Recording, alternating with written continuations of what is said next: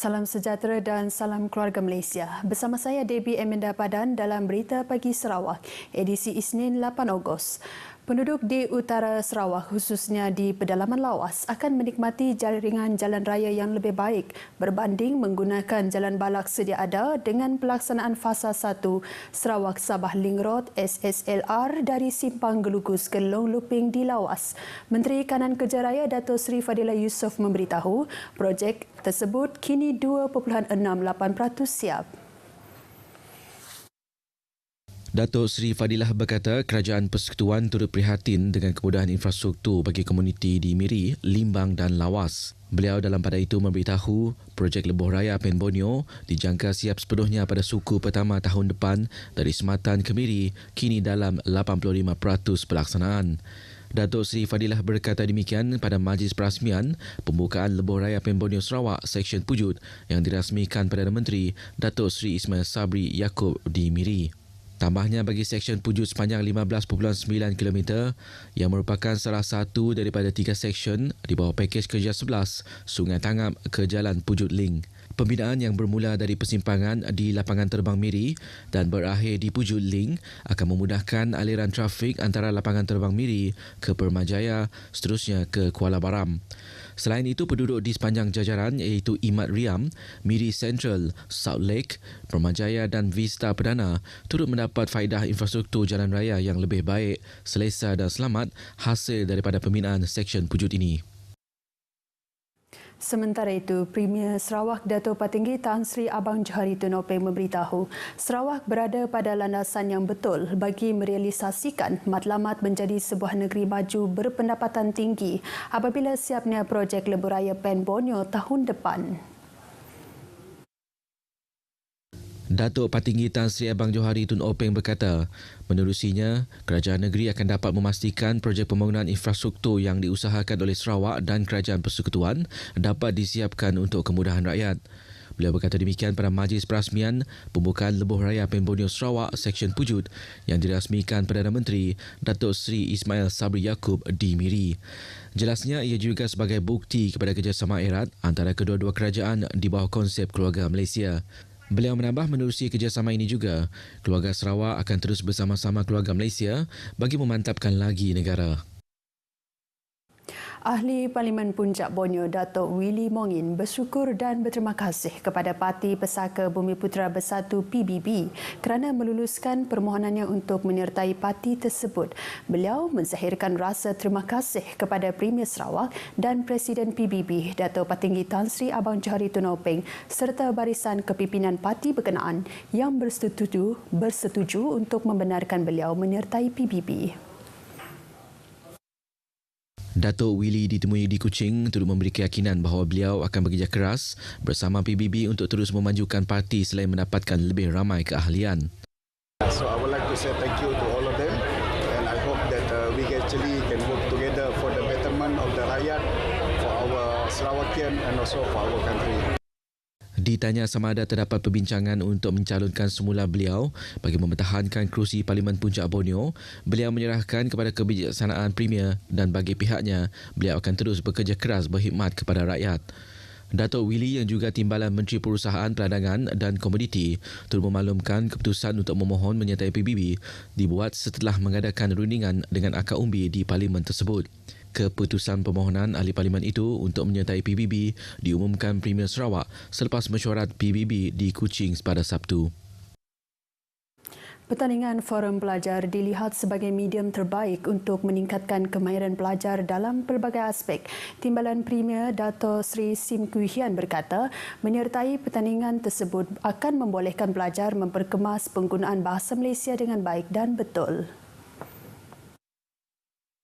Selain itu, Dato' Sri Sim menjelaskan keterlibatan dalam forum juga menuntut pelajar untuk berfikir secara kritis serta memperkayakan pengetahuan dalam pelbagai bidang kerana perlu membaca untuk mendapatkan maklumat atau idea perdebatan.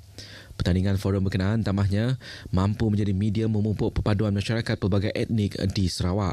Timbalan Premier itu berucap pada pertandingan Forum Pelajar Sekolah-Sekolah Menengah Persendirian Cina peringkat negeri Sarawak di Dewan Bahasa dan Pustaka DBP Putrajaya Kuching. Beliau bangga dengan penguasaan bahasa Malaysia serta tahap pengetahuan peserta, berharap semua pihak akan terus menyokong aktiviti bersifat keintelektualan untuk manfaat generasi muda. Dalam pada itu, dalam ucapan aluannya, Pengarah DPP Sarawak, Abang Haliman Haji Abang Julai berkata, pertandingan forum dapat melahirkan pelajar yang bukan sahaja bijak berfikir, malah petah dan bijak berkomunikasi. Katanya kemahiran seperti itu penting dan menjadi nilai tambah kepada pelajar untuk bersaing dalam pelbagai peringkat khasnya alam pekerjaan kelak. Pertandingan forum tersebut dibinangi oleh Sekolah Menengah Jalan Riam Miri, sementara Naib Johan ialah Sekolah Menengah Chung Hua nombor 1 Kuching dan ketiga Sekolah Menengah Pe Min Miri. Turut diadakan pertandingan klip video yang dibinangi SM Jalan Riam Miri dan pertandingan deklamasi sajak yang dibinangi Bening Anak Ujang dari SM Jalan Riam Miri. SM Jalan Riam Miri akan mewakili Sarawak ke pertandingan forum peringkat kebangsaan bulan depan.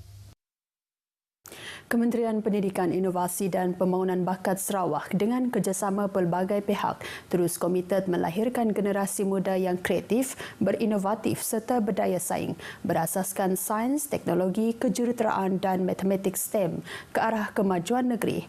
Menurut Menterinya, Datuk Roland Sagawiin, salah satu inisiatif dalam Pelan Tindakan Strategi Pembangunan Pasca COVID-19 2030 adalah untuk membudayakan ilmu sains menerusi pendidikan STEM bagi melengkap anak-anak muda Sarawak dengan ilmu serta kemahiran tinggi selari dengan transformasi ekonomi digital negeri ini.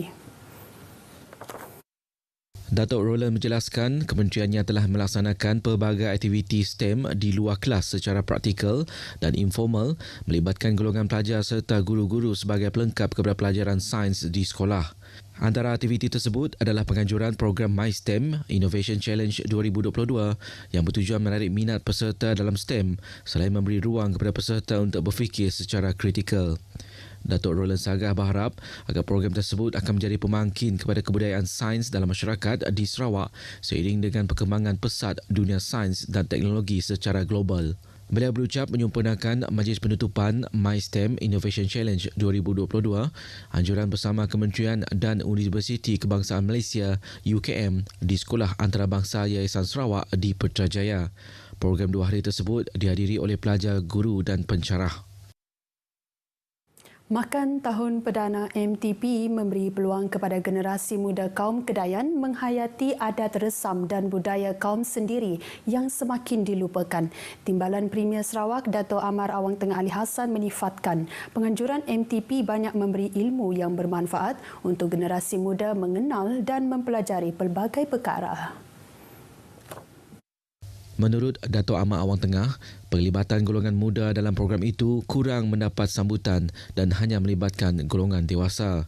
Justru katanya penganjuran MTP kali ini dapat mengajak golongan itu terlibat secara langsung dan berupaya memupuk minat selain menggalakkan semua peringkat untuk menghidupkan kembali keunikan yang ada pada kaum itu sendiri. Katanya MTP sinonim dengan kaum Kedayan selepas aktiviti menuai atau mengatam padi. Teks ucapan beliau dibacakan oleh Timbalan Menteri Pembangunan Wanita, Kanak-kanak dan Kesejahteraan Komuniti, Datuk Rozi Yunus ketika merasmikan MTP di Kampung Sayung, Limbang. MTP berlangsung selama 3 hari, menutup tirainya semalam. Peruntukan RM10,000 diumumkan pada majlis tersebut untuk Persatuan Kedayan Limbang. Persatuan Kedayan Limbang bakal memiliki bangunan sendiri dalam tempoh 2 tahun akan datang. Timbalan Menteri Pemodenan Pertanian dan Pembangunan Wilayah Dato' Dr. Abdul Rahman Ismail berkata, Premier Sarawak Dato' Patinggi Tan Sri Abang Johari telah meluluskan peruntukan bagi tujuan itu. Menurut Datuk Dr. Abdul Rahman, bangunan tersebut akan dibina di tanah seluas 0.687 hektar dengan peruntukan kira-kira RM6 juta. Bila semuanya dah diselesaikan, yang penting SPA, saya jangkakan bangunan ini akan dibina menjelang penghujung tahun inilah dan akan memakan masa lebih kurang 18 bulan. Jadi mungkin pada awal 2024 ataupun pertengahan 2024 akan siap. Yang mana bangunan ini akan memberi kemudahan kepada masyarakat, bukan saja masyarakat Kedayan, untuk masyarakat lain juga, termasuk jabatan-jabatan untuk mengadakan kursus dan yang utamanya adalah untuk perkahwinan. So, Dewan Perkahwinan di Limbang tidak ada. Beliau berkata demikian pada media selepas perasmian Malam Kebudayaan sebenar makan tahun perdana di Kampung Sayong, Limbang. Menyentuh mengenai MTP, beliau menyatakan program sedemikian merupakan platform untuk menghimpun kaum Kedayan dalam satu majlis bukan sahaja dari Limbang, bahkan dari Lawas, Miri, Negeri Sabah dan wilayah Persekutuan Labuan. Yayasan Keluarga Malaysia menyalurkan sumbangan kepada 9 individu yang kehilangan ibu atau bapa mereka akibat jangkitan COVID-19 bersempena Jelajah Aspirasi Keluarga Malaysia JAKM peringkat negeri Sarawak di Kuching semalam. Penyampaian sumbangan berupa pek makanan atau bantuan secara one-off itu disampaikan oleh Perdana Menteri Datuk Seri Ismail Sabri Yaakob pada para penerima pada Majlis Penutupan JAKM peringkat negeri Sarawak semalam. Dalam pada itu, 5 penuntut Universiti Malaysia Sarawak, UNIMAS, dari keluarga B40 turut menerima sumbangan komputer riba pada majlis tersebut. Sementara itu, Perdana Menteri turut menyampaikan surat setuju terima SST kepada 2 kontraktor yang telah dilantik bagi melaksanakan pembinaan tambahan 6 bilik darjah program pendidikan khas integrasi PPKI dan 3 bengkel kemahiran serta lain-lain kemudahan di sekolah menengah kebangsaan SMK Batu Kawah di Kuching dan pelaksanaan pembinaan gantian 12 bilik darjah dan lain-lain kemudahan di SMK Lundu. Berita Pagi Sarawak edisi Isnin 8 Ogos berakhir di sini. Saudara dapatkan perkembangan sahih sepanjang masa melalui portal berita RTM, semarakkan sambutan Bulan Kebangsaan dan marilah kita sama-sama kibarkan jalur gemilang. Salam hormat, salam keluarga Malaysia dan jumpa lagi.